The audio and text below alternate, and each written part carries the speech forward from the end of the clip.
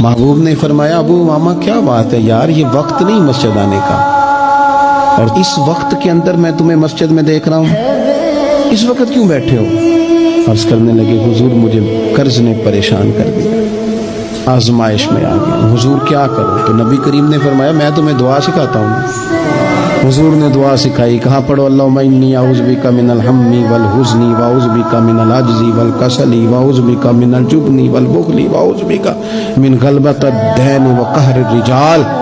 فرمائے اس دعا کو پڑھا کرو، اللہ خیر کر دے گا۔ حضرت ابو امامہ فرماتے ہیں لوگوں میں نے یہ دعا پڑھی، میرے نصیب دیکھو، پڑھی میں نے پر سیکھی میں نے ڈائریکٹ حضور سے۔